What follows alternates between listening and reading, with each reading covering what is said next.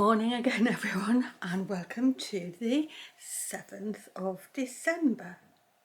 And before I just hang this up, can I just say a great big thank you to everyone in the comments who was telling me that all I needed to do was put the word hot in front of air balloon and I would have got the word I was thinking of. Well, of course, it's obvious when somebody tells you, but I just could not for the life of me think of how to say the air balloon that people have baskets under.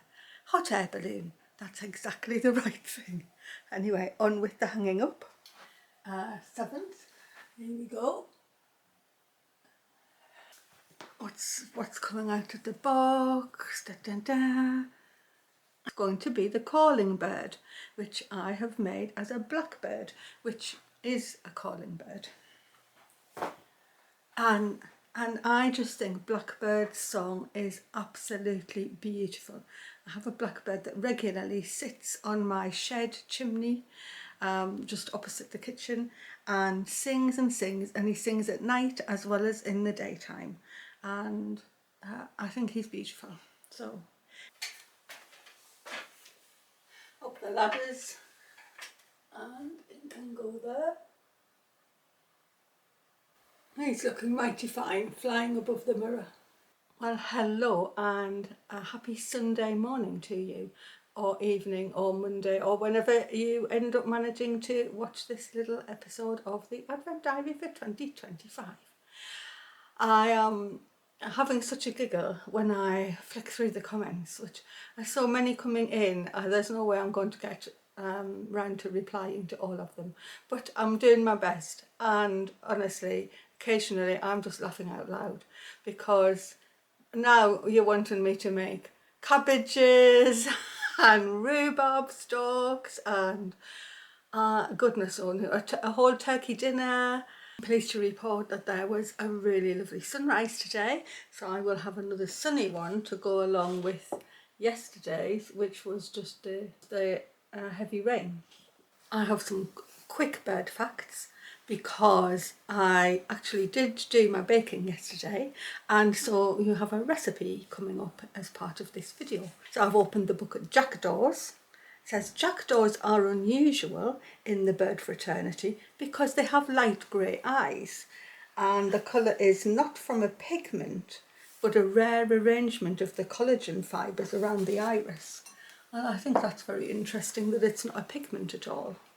And it says that the bright eyes are thought to act as signals in the dark. It indicates to other birds that a nest hole is occupied. Now I have a little story about a jackdaw. We first moved in this house. It's got open fires, but the dining room chimney was also working. It had a back boiler in. It was our only source of water. Just put my book down. And my daughter was still at primary school when we moved here, and I used to stand outside and wait for the bus to come to collect her, to take her to school. And I came back in the house to find my 4 pets, which were 2 dogs and 2 cats, sitting in a semicircle around the dining room fire. And I was like, that's a bit of an odd thing for them to do, just 4 of them sitting round. So that's what I noticed first. So the second thing I noticed was that there was a baby jackdaw sitting on the hearth surrounded by a pile of soot because it had come down the chimney. And the funny thing is that the fire was on, so how it hadn't singed its feathers, I don't know. So never mind, I now had a pile of soot and a baby jackdaw on the hearth and my 4 pets just sitting there quietly watching it. So I went and got a garden glove if I tried to pick it up, because it was quite a big bird even though it was a baby one. And I scooped it up to take it outside into the backyard. And as soon as I got into the backyard, the parent jackdaw was absolutely swooping down at me to sort of, fluttering at me, and I thought I was going to get pecked. So I sort of hurried out into the garden so I could put it down on the ground, and it just sat there a bit stunned, and the parent sat in the tree next to it and waited until I went away. And then, because I can't actually see my garden from the house, I see my courtyard, I didn't really see what was going on, but I went out about 20 minutes later and there was no sign of it. So I'm presuming that the parents sort of, I don't know, did something. Whether it was already flying or not, I don't know. But I'll never forget the sight of the two dogs and the two cats just sitting around a bit bemused that this bird had come down the chimney. And it was a good job it was early morning, because the fire was sort of just, you know, when you bank your fire for the night and it's just futtering away. And so it was early on a weekday morning, and the fire was just sort of really low. So that's my jackdaw story for today. And I think that's going to be it. I'm going to cut you into the recipe. It feels like a long time since I've done a recipe on the channel, but you're going to get the Christmas one. And I am going to carry on with my tidying, which I did do some of yesterday. And I'm going to film a Brussels sprout tutorial today. So if I do manage to get that done, you'll get it tomorrow. It's just like how all of a sudden I'm making vegetables. Well, maybe it's because I've got a vegetable garden now that I didn't have last year. I don't know, but I'm off on a tangent now. I have thought of some other ones, but really I should be doing other things. But as soon as I go in my room, I just want to make vegetables.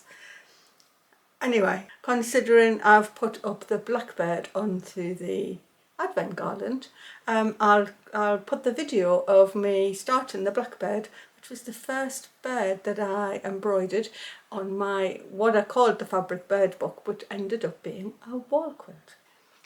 That is absolutely it for today. I am going to drink my tea and then sit down and do my sewing. Hello everyone, and welcome to a Christmas recipe. When I say Christmas, it's just because it's got sweet mince in it, but I actually make this recipe during the year too, because it's very delicious.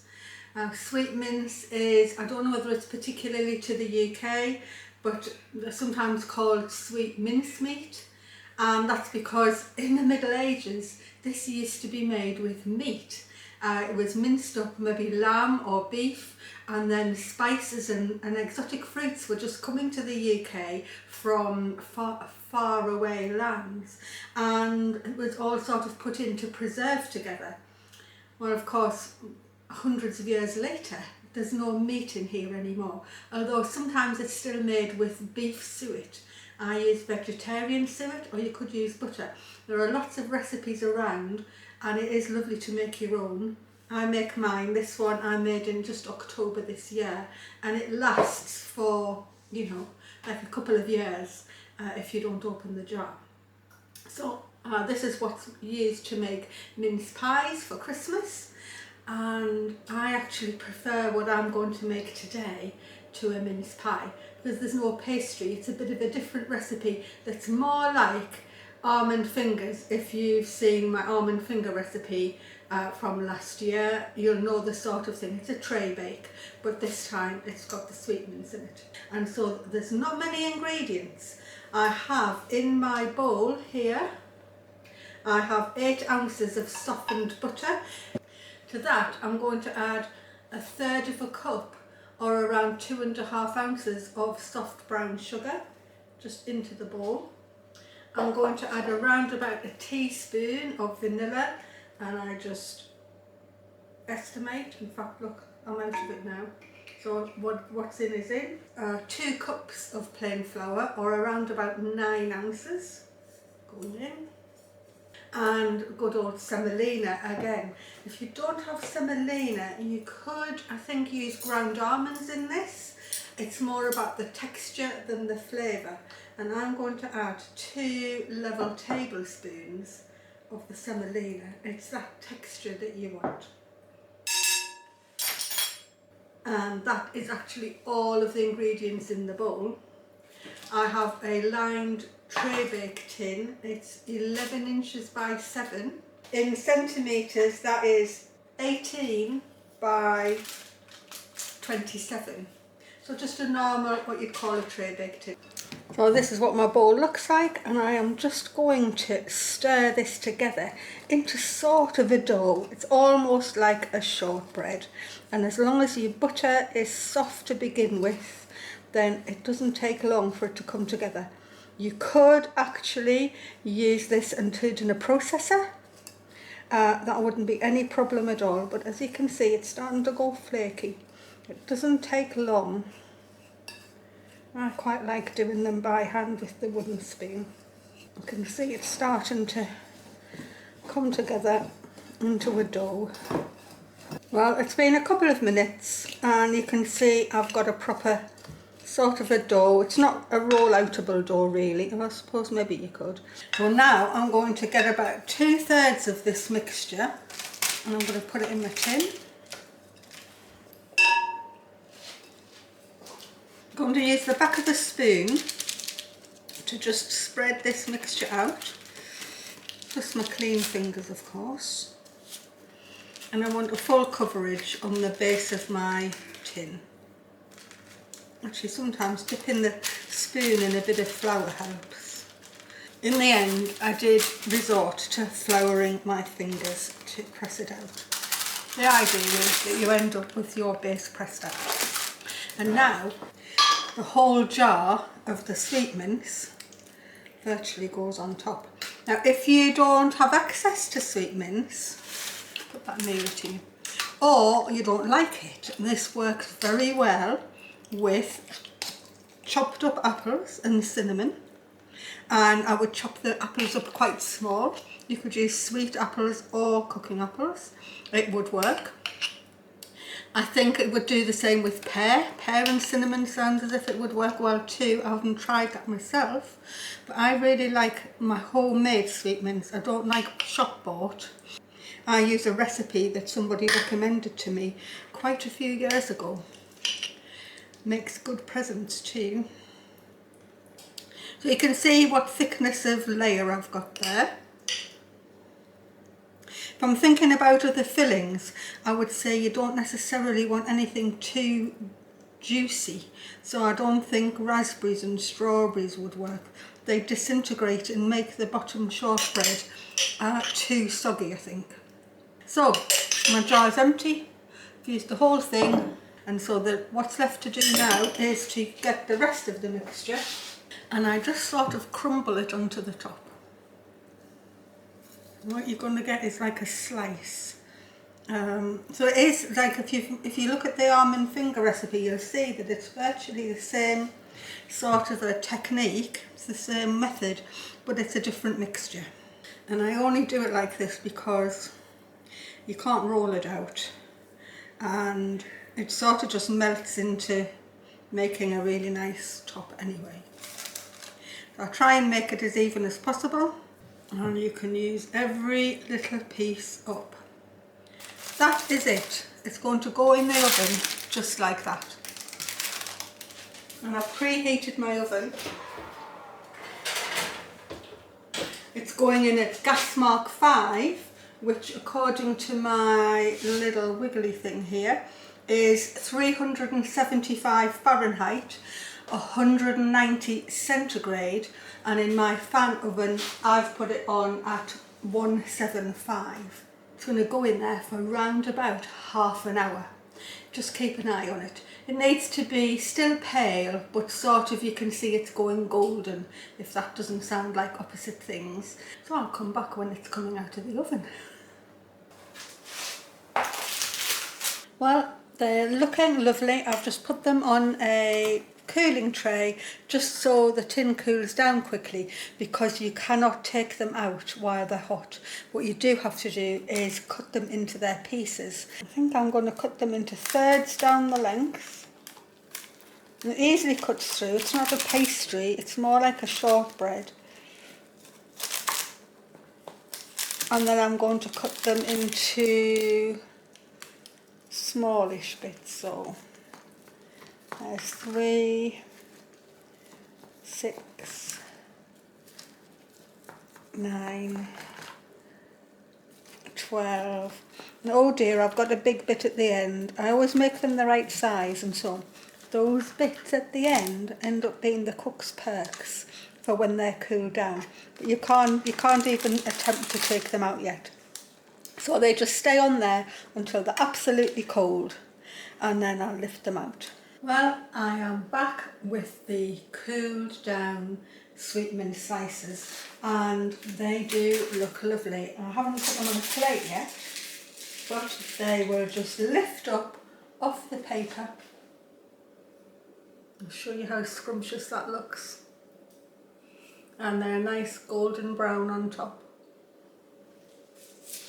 And of course I have to do the taste testing, and I'm using the little cook's perks to taste them.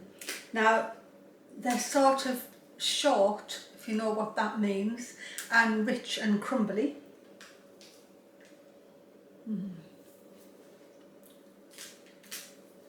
They're just lovely, and I like them better than a pastry mince pie.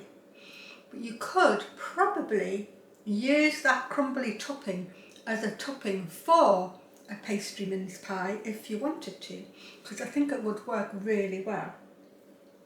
It's just nice and short, and it's really nice. So you could have these warm with some cream in the same way as a mince pie. I don't think they'd fare well with icing on the top. It doesn't feel that. Maybe a bit of a drizzle here and there. That would probably work well. But I like them just as they are. But I just really only make this version because it's so scrumptious. So anyway, I think that's all for today's Advent Diary. I'll tune in tomorrow to see what else might be in store, because I have absolutely no idea. I'm going to eat my little cook's perks though and say bye bye.